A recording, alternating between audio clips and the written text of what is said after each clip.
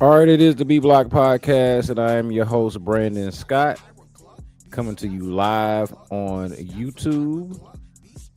Also coming to you wherever it is that you get your podcast. If you're not subscribed to the B Block Podcast, make sure that you do that. If you're listening on the audio platforms, make sure that you check us out on YouTube. Subscribe, rate, review, do all of that cool stuff. The reason why we're here, I think y'all know what we're here for.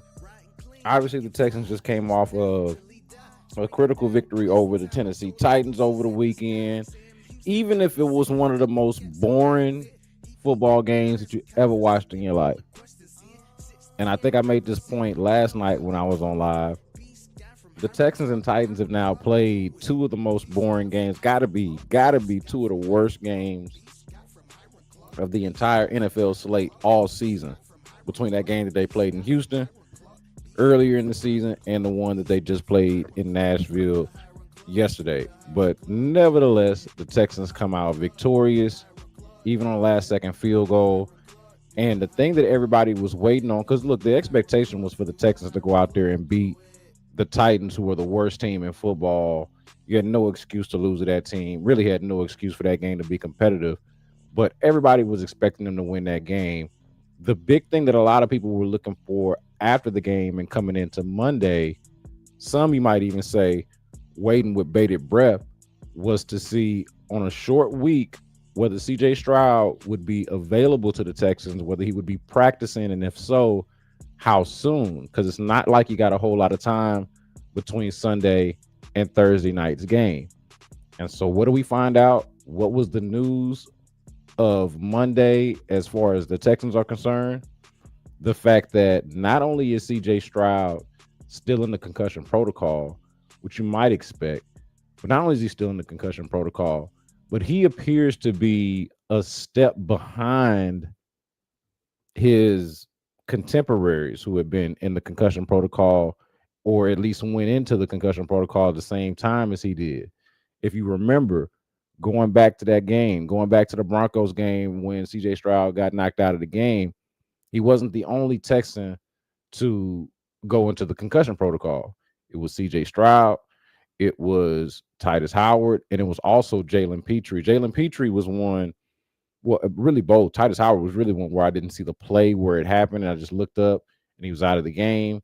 Jalen Petrie, I didn't necessarily notice him, sustaining a concussion. That was kind of a surprise on the injury report. Of course, we saw what happened to CJ Stroud because it was a big play, and of course, because he's the quarterback.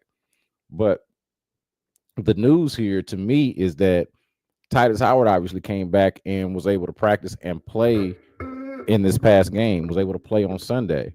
Now, of course, he went down with an injury, and we'll talk about sort of the injury report and how things are looking for the Texans going into this short week. But he was able to come back. He missed a game, was able to come back in this past game, this most recent game. Jalen Petrie also missed the next game along with CJ Stroud, right? They've missed the last two games. But the difference in the injury report on Monday was, and of course, they went through a walkthrough, right? They're not going to be out there hitting each other or doing like these full-fledged padded practices on a short week late in the season at this point, and all, honestly fighting for their playoff lives at this point. So you could expect them to be going through walkthroughs and very light practices at this point of the season. But not only did he not is he not out of the concussion protocol at this point, but he's not even practicing or participating in walkthroughs. And that was the difference between him and Jalen Petrie, was that Jalen Petrie, at the very least, in this walkthrough, while still in the concussion protocol, is listed as a limited participant, which leads you to believe he is at least a step forward, a step closer toward being cleared of the concussion protocol. Whereas, of course, CJ Stroud listed as a non-participant, you would have to figure that means that he is not as close or a step behind Jalen Petrie in terms of making it through the concussion protocol. The only non-participants in this walkthrough for the Texans, the only non-participants were CJ Stroud and linebacker Jamal Hill, who mostly plays on special teams. So CJ Stroud is the headliner here because everybody else is either a limited participant. We know some of the guys who have been dealing with stuff, but they either were limited participants in this walkthrough or they were listed as full participants. So that's noteworthy and newsworthy because if he's not even limited on Monday, you figure, does he have a chance to maybe be limited on Tuesday? And if he's limited on Tuesday, does that give him a chance to be cleared by Wednesday or before, at least before this game on Thursday? Like exactly how far, because all we know right now is did not participate. How far down the ledger is did not participate for CJ Stroud in terms of his recovery? And I think at this point, once you get this news on Monday, you got to be approaching the rest of the week. You got to be approaching Thursday, even as we're wrapping up Monday night and going into Tuesday morning. You got to start approaching it like CJ Stroud is not going to be there. You got to start approaching it. And I know this is already a conversation that's been had even last week when I think it was Aaron Wilson at KPRC who reported that CJ Stroud was still experiencing some symptoms from the concussion. And so, like you had to think once you heard that last week that, the following week on a short week would be in jeopardy anyway. But now that we're here, now that we are in the following week, you got to look at it as, hey, CJ Stroud is not more than likely not going to be available to you. At the very least, be looking at what does that look like exactly. And I understand if that worries some people. I figured that's got to worry some people. The thought of you're finally back to 500. Shout out to Davis Mills for what he's done over the last couple of games of keeping you in it, playing good enough football, good enough backup, giving you a good enough performance as a backup quarterback to kind of keep you in the mix and to keep you alive, and not just keep you alive, but be a crucial and important part of why you won these last couple of games. Going back to the Jaguars game, obviously the go-ahead touchdown, the 14-yard scramble, and of course 3rd and 16 to Nico Collins, and really just the overall sort of poise and calm that you've seen from him. Like, credit to him. But most people want their starting quarterback, especially if they believe in their starting quarterback. Now, that's been its own discussion and something that we've been talking about here on the podcast and on the radio shows lately on how much people actually believe in CJ Stroud. This turn that we've seen on CJ Stroud over the last several weeks, and especially since he's been gone and Davis Mills has been performing. So certainly I don't want to dismiss the reality of a lot of people just like not believing in CJ Stroud, as much as it may shock me and as much as I may disagree with it. But for all of us who do believe in CJ Stroud, of course you want him to be out there. Of course you prefer him over Davis Mills. But I think that it's time to start thinking about what this is going to look like with Davis Mills and the fact that, hey, even though he got you to 500, you're going to need him to get you over it. You're going to need him to get you to 6-5. 5-5 ain't going to cut it. Davis Mills is probably going to have to be the quarterback that not only saved your season over the last couple of weeks, but the one that takes your season into the next stage, the one that levels up your season, the one that leads your beleaguered team and, more importantly, your beleaguered offense into battle on Thursday Night Football in prime time in front of God and everybody else, in front of the whole world, against the league MVP who y'all beat last year, but nobody seems to really remember that in his MVP season because it was basically just a blip on the radar. And now you're asking the backup to go in there and beat that guy's team, if you will. Now, if you lose the game, I've kind of made it seem really apocalyptic if they were to lose the game. I guess that's not actually the case, but that's how I would feel. And it's definitely how I would feel now based off of how they played against Tennessee. If they were to backdoor that one with a loss, I mean, how you feel about their chances in a crowded AFC trying to get into that wild card spot with the Chiefs, the Bills, the Ravens, and all of these teams. Jacksonville's right there. All of these teams that are fighting for that spot. The Chargers, who I know nobody believes in. But all these teams right there in the mix, you don't feel great about that. Going to 5-6, Indy, 2 games against Indy right there in front of you, and the Chiefs on the schedule as well. You go on 3 in those. Go 2-1, but you go on 3 in those, right? Like, could you split with? Could you beat the Chiefs and split with the Colts? Certainly. Could you even sweep it? Far fetched, I think, but yeah, it's in play. But what do you think is more likely? 1-2, 0-3, especially you lose to the Bills, especially if we're talking about the team that we just watched on Sunday. Not feeling great about that. So now that we've kind of gone through the history of it all, to the point, right? To the point. I don't think that I'm picking the Texans to win this game. In fact, I'm not going to even beat around the bush here. I'm not picking the Texans to win this game. Didn't mean to mislead you with the title of this YouTube video, of this podcast, or of the point of what I'm trying to say here. Did not mean to mislead you, but I want to be clear about what it is that I'm about to say here. I don't think that the Texans are going to win this game. I don't have a lot of confidence in them based off of what I watched on Sunday. Okay. And we've been doing a recency bias thing, or at least I have. I'll speak for myself. Been doing this recency bias thing with the Texans all year, where they're up, they're down, they're hot, they're cold. What exactly are they? What exactly is this? Have they turned a corner? Have they found something offensively? Have they found an identity? Have they found a way to run the football? Have they found a way to get their weapons involved? All of this, like, we've gone through all of this in the first 10 games of the season, and it just it just doesn't leave a real solid taste in your mouth after what you saw against the Tennessee Titans.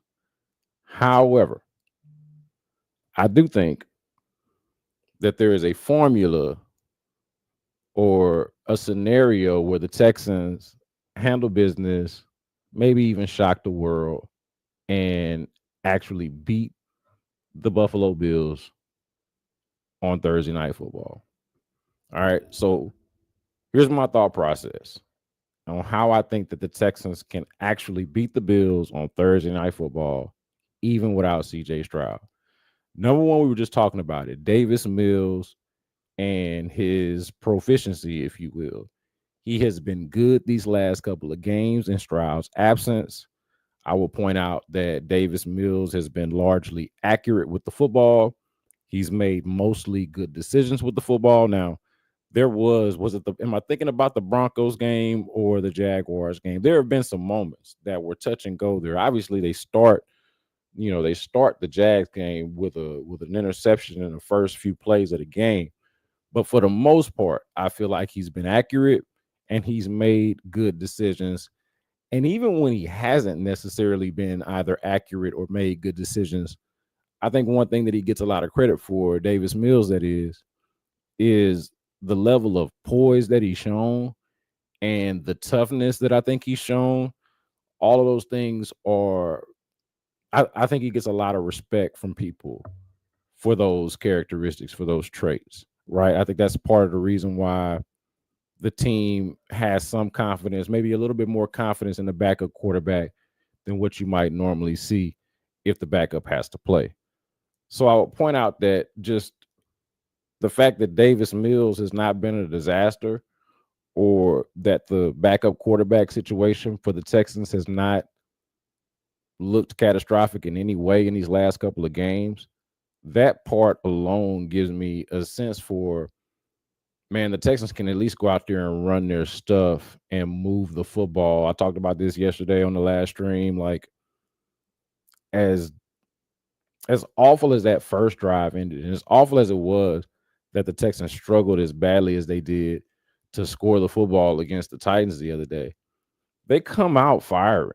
They come out with a couple of third down conversions. They're moving the football down the field. Davis Mills even took a couple of shots. Nico Collins over the middle of the field was money. Nico Collins really basically anywhere was money.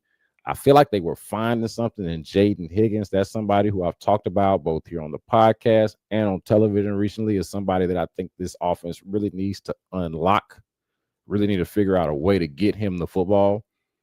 D'Amico Ryans has talked about like how much it matters who you're getting the football to, who you're giving the football to. And I think that's somebody whose targets should continue to increase while you still make sure that Nico Collins is the focal point. But as far as Davis Mills go, or as far as Davis Mills goes, I would say again the accuracy, the decision making, and the poise and the toughness that he's shown. I think a lot of people respect it, and it's something that you can at least feel comfortable with if that's what you have to deal with going into a Thursday night situation against the Bills. Now, speaking of the Bills, this part is no secret or no mystery to anybody, especially anybody that's really been following football this year. But the Bills defense is not that great. It's not. It's actually it's not great at all. I would say that it's not even good. Some might call it Swiss cheese, but at the very least, I would point out that the Bills defense is is not so great that Mills would be overwhelmed, right? I would just say that Davis Mills has already faced better defenses since he's been thrown into the fire with CJ Stroud's injury. And that would be against the Denver Broncos and then even the Jacksonville Jaguars. I'd put their defense, particularly with their pass rush, but I thought their defensive backs played a pretty good game as well. Like I would, and Brandon's bringing up. We're gonna get to this point in a second. Brandon's bringing up the Bills' defense and how much they're giving up on the ground.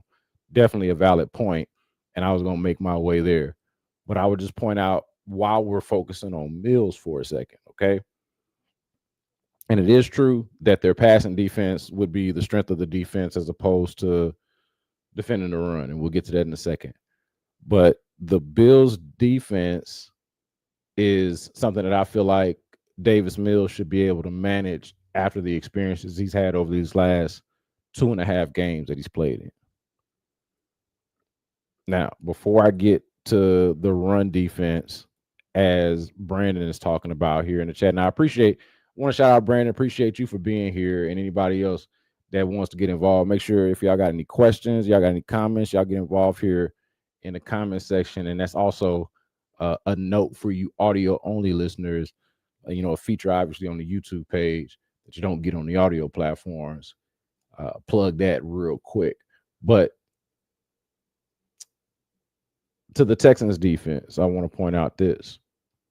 Okay, I've already said the Bills defense is not something that Mills can't manage, like not something that he is going to be overwhelmed by any stretch. Then on the other side of it, the Texans defense itself, I feel like should be able to match up with the Bills. Okay, or maybe a better way to put it is that if there's any defense in the league that can contain the Bills, it should be the Texans. Okay. We're talking about the number one offense, or I'm sorry, let's try this again. It's the number one defense, right? It's the Texans' number one defense going up against the Bills' number two offense. So we're talking about top two in the league on their respective sides of the ball. Bills number two in offense, Texans number one on defense. That to me should be a fun head to head, regardless of who wins the game. And I understand Texans fans aren't going to care about a fun head to head if the Texans don't win the game because it makes your season all that more complicated and desperate. But sort of to the point of the competition part of it, the Texans defense is good enough to keep them in pretty much any game, or at the very least has been good enough to keep them in pretty much any game. So when we talk about the Texans having a championship caliber defense, this is what we're talking about. The type of defense that can help you win a game, that can be the reason why you win a game, and one that can help buy you time as you figure things out offensively, even if that's happening into your 11th game of the season. even if that's happening on Thursday night football against a Buffalo Bills team that had Super Bowl aspirations and MVP at quarterback and probably still feels like it could make some noise as long as it gets in. And they're probably going to get in. So the fact that you have this defense that really has kind of, I would even say, has carried you up into this point, that same defense I expect to be one that keeps you in this game. Remember, the only game that the Texans lost that they were not really in, that they were not really that competitive in, and this was pretty disappointing at the time because they were coming off of a bye week with extra time, a bye week on a Monday night. But it was that Monday night football game against the Seattle Seahawks. Just completely outmatched. Didn't seem like they came ready to play. Certainly not the offense, but even the defense early on in that game. It's the only game where I would say the defense for sure, overall, like all around, the Texans just straight up got outplayed, outmanned, outmatched, and did not deserve to win that game by any stretch. That's the only game on the schedule that's like that. Okay. They've played some peculiar opponents in terms of the makeup of those opponents when they faced them, right? The Ravens stand out. The San Francisco 49ers are another one that comes to mind. So, and that's two of their wins right there that we're talking about, two of their wins that were not that competitive. So there is that part of it. But the defense overall has been nails, money, for sure, a championship caliber defense. And I think a defense like that is one that's going to keep you in a game even like this. But here's my biggest question, and I want to bring Brandon's comment back about the Bills defense averaging, giving up 153 plus yards a game rushing. I had this pulled up a moment ago. I don't know if I still do. I guess I don't. But the Buffalo Bills, there's only one. No. There's two games all season. There have been two games all season, and I don't have it up, but I can kind of remember two games all season that they've played where they did not give up at least 100 yards rushing. Only two games. And one of those they lost anyway. See if I can find it. I just had it up. Two games all season where they didn't give up at least 100 yards rushing. And one of them they lost anyway. That one would have been to New England. So they didn't give up 100 yards rushing to New England, but they lost that game anyway.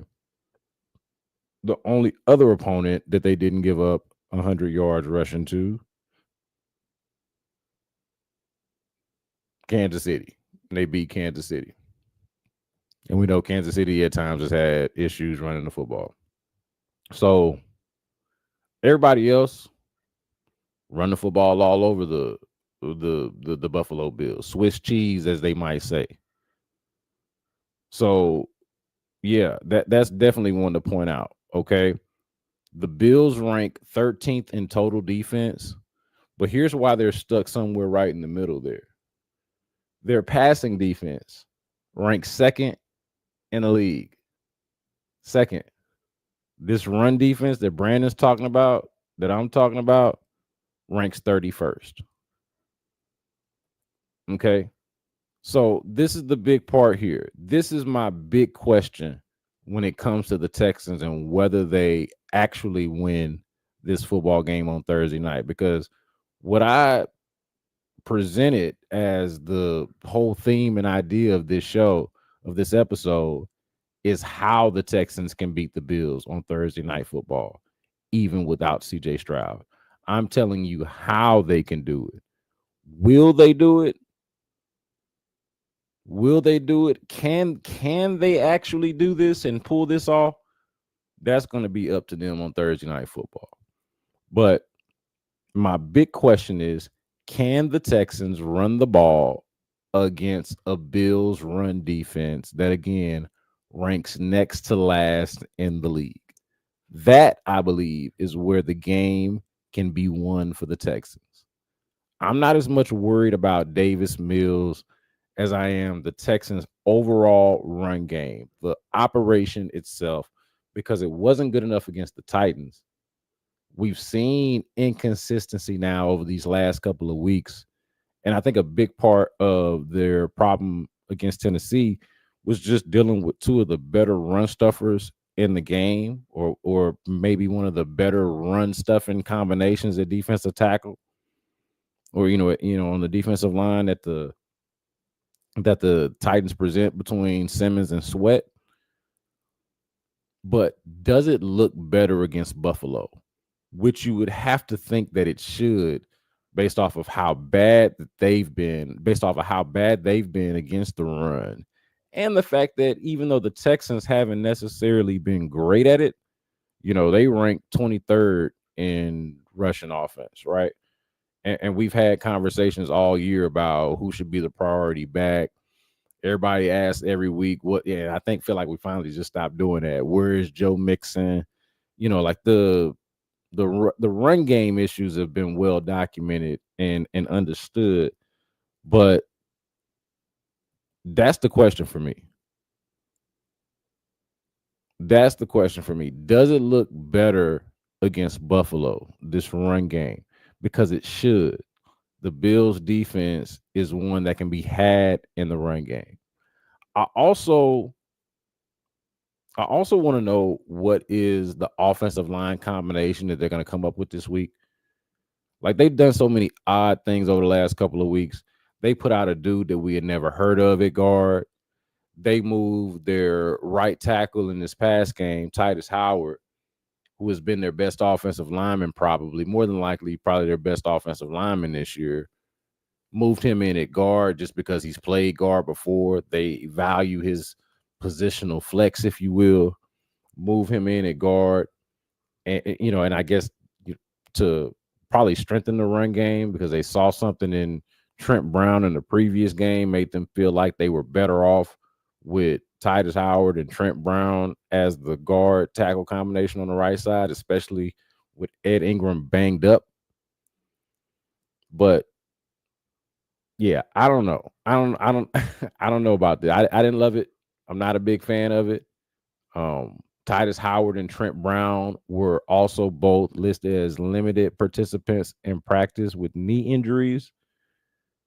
Ed Ingram's also got a knee. That's what's had him sort of limited, but he was listed as a full participant on Monday. So how does that, like, I wonder, I don't think this part has been asked and answered necessarily, but I wonder how much of their thought process in the last game was based on what Trent Brown had done in the previous game, and how much, because D'Amico Ryans talked about it after the Jaguars game, about how Trent Brown had been moving people and how impressed he was by it. But I wonder how much it was that, and how much of it was like the decision to start him against the Titans, Trent Brown, that is. How much of it was Brown's performance, and how much of it was Ed Ingram's health, and sort of making that same calculation that we're trying to make here right now with CJ Stroud and Davis Mills. Like, if he's cleared or kind of ready to go but rusty, and like, do you just rather go with the guy that just played the week before instead? So I want to see what they do. Do they go back to Howard at tackle and Ingram at guard now that he's fully healthy, or at least appears to be fully healthy according to the injury report, and then just leave Trent Brown as their break the glass guy? That to me seems to make a little bit more sense. But of course, we'll have to see what they do. So Brandon points out that Trent Brown had the best run blocking grade on PFF of all our O linemen. I don't think that there is any disputing that Trent Brown is a mammoth of a man, and very much a force in the run game. Their nastiest, I think so far, their nastiest run blocker that we've seen so far. And we've seen some guys try to at least do their best to try to get after it in the run game. They just didn't have it quite like this. The body mass and the strength. This dude is 6'8", look like 400 pounds, man. He's a beast in the run game. You're right. You're correct. The issue is he doesn't move very well. And that part is just painfully obvious. Between the coming off of the patellar injury, the age and the mileage, the size, the size itself, all the weight that he's carrying. He's tall. It just hadn't played in a while up until the last couple of weeks. He doesn't move very well. So if you get a speed rusher on him, if you just got any, he doesn't even have to necessarily be like an elite pass rusher. It's just got to be a dude that can move pretty well, and he's a liability. He can be a liability in the passing game. Definitely can be. That's not to say that Titus Howard hasn't been beat. We've seen that happen a time or two, but I just think that they're a better combination. Put it to you this way: I just think that Titus Howard is their better overall right tackle if he's good to go. If he's good to do that, that's what I would do. Now, kind of to my point, and I don't want to argue against myself here, but like Brandon's pointing out that he had the best run blocking grade. Well, I am sitting here saying that running the football is the way to win this game. I'm just not out here trying to create no liabilities elsewhere where you don't need to. Don't think that Titus has been bad in the run game. But if your argument, if you want to like support my argument of the run game being and them figuring that out being the key to their success in this game, I'll entertain this idea that Trent Brown should be out there. But to me, it just seems a little risky, seems a little dicey out there. It's work. I mean, I'm saying that, and it's worked for them the last couple of weeks. They've won the game. So, yeah, I love this opportunity, man. I really do. I love this opportunity for the Texans. I'm gonna be real with y'all. I don't want to like fake the funk and be like, just because I'm trying to tell you how they can beat the Bills, that I feel like they necessarily will. I'm just not feeling it. And I'm not knocking you or trying to discourage you, but I don't know how you could be feeling it after Sunday. I think I told y'all I nodded off twice in that game. I nodded off twice during the game.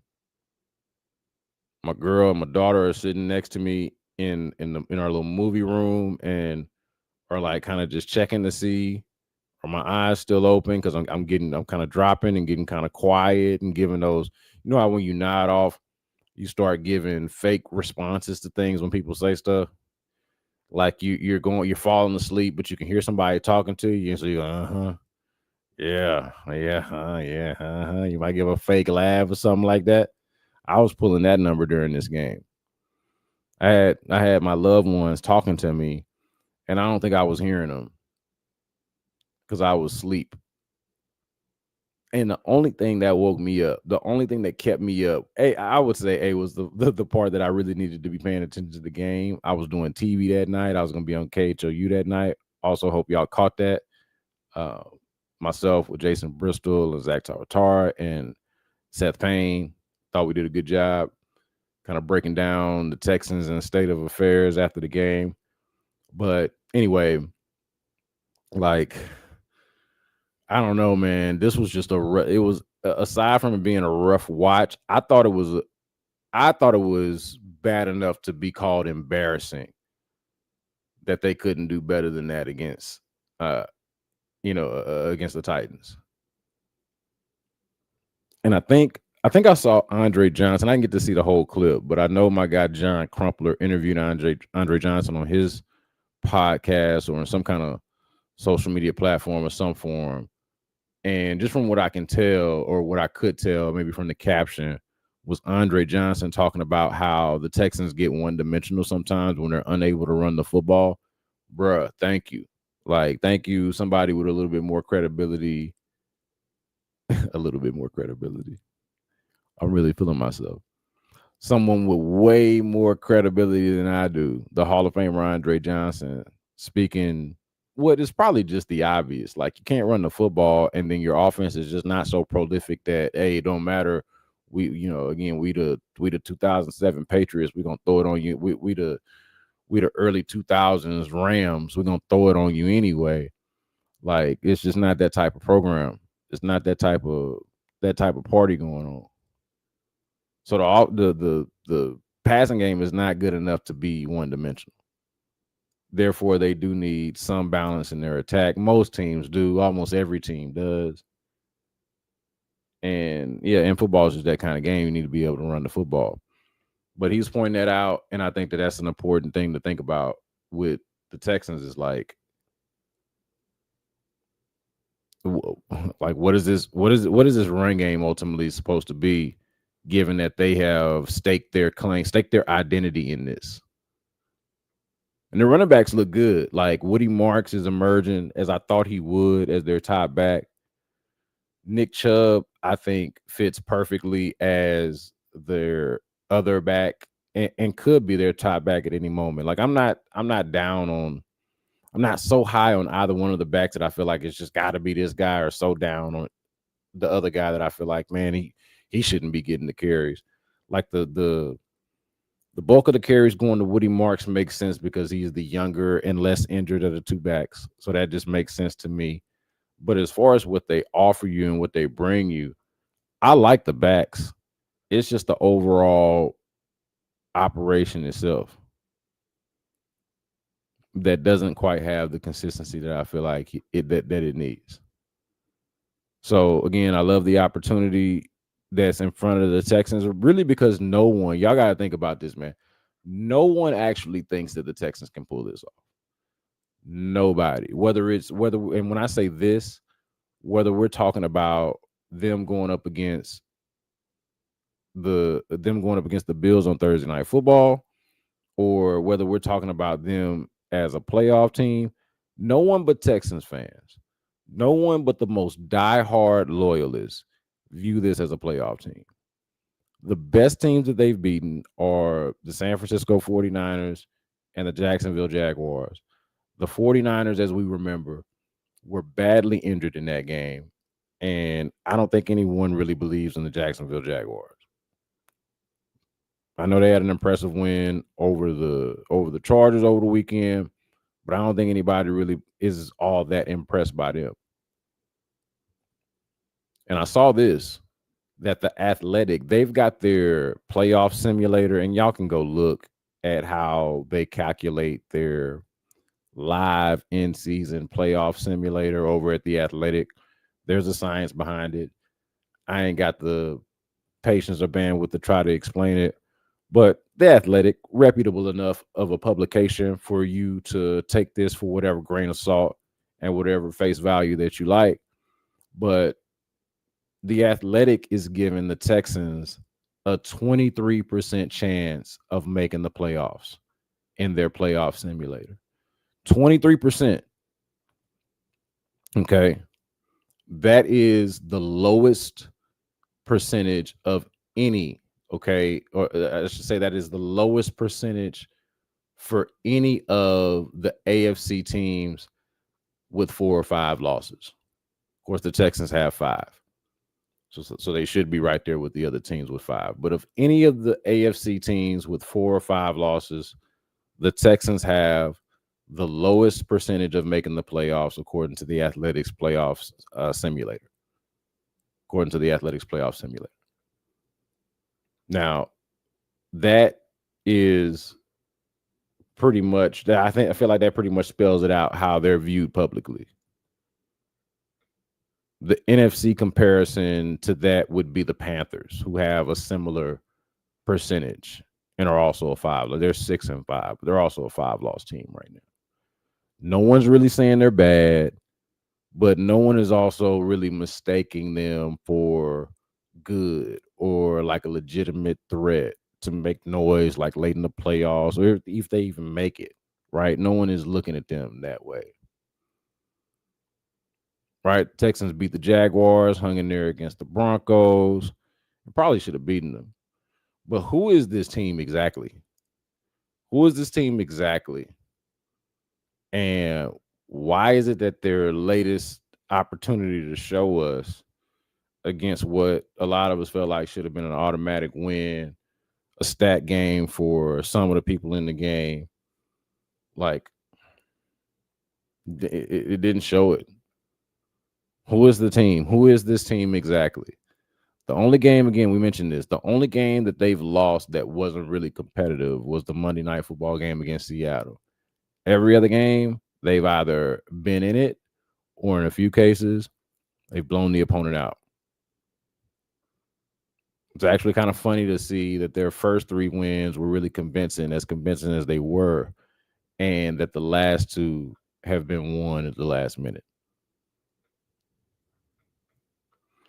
So yeah, man, I think the Texans can beat the Bills without CJ Stroud, and I just laid out for you how they can beat the Bills without CJ Stroud. Do I think that they will? Man, am I confident that they will? It's a weird thing, man. For a while, I was doing pretty good at picking Texans games. For the first, 4 or 5 weeks of the season, I was on a roll. And then I feel like ever since the bye week, like when I pick them to win, they lose. When I pick them to lose, they win. Can't get a good feel for them. Can't get a good feel for this 500 team. Trying to.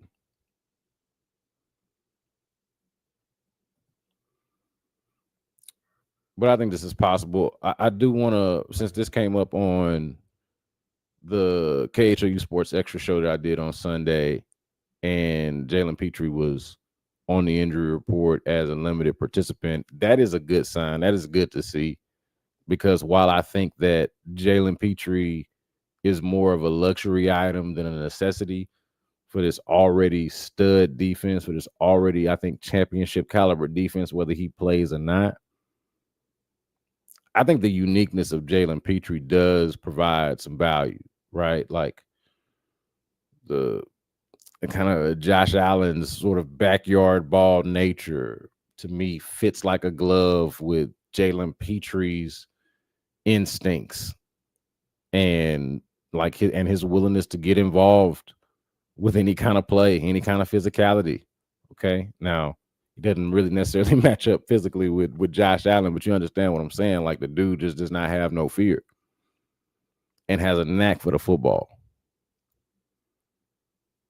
You think of Josh Allen, even though he's gotten better over the years with the turnovers and everything, you kind of think of him as still kind of turnover prone, and Jalen Petrie as opportunistic, if nothing else. So I think that's going to be big if he's able to play. That was a good sign. At least both of the dudes with concussions wasn't non-participants. At least you got one of your concussed dudes back. The other concussed dude, probably more valuable, probably more needed. But beggars can't be choosers. And these things kind of move at their own pace. Situations is different. We saw that hit that he took. We saw that hit that he took. Now, and if you recoiled the way I did when I saw the hit, you should not be that surprised that it's taking a little while for this thing to clear itself up. I think once we get a chance to hear from CJ, and who knows, like, I say who knows, I think we do know and can expect for CJ to approach this with a kind of like a humble spirit, a grateful attitude for being back and for his health, and like he's gonna thank God and all of that. But I do wonder what the potential long-term ramifications could be. Like, what are we starting to talk about with the concussions when you had one your rookie year that kept you out for a couple of weeks, and now you got another one that could potentially keep you out for 3.5 games? That's something to talk about. Dude is about to be up for an extension, eligible for a contract extension that's going to be lucrative. That is going to be it's going to be the biggest one that the Texans have ever paid in the history of their franchise, because it's the most recent franchise quarterback. So that's always going to be a new number whenever that happens for them. How they feeling about that? And that's not me trying to be in the man's pockets or nothing like that. CJ Stroud is a great player and is already wealthy. I wish him continued wealth and health and success and all of that. That's not what it's about.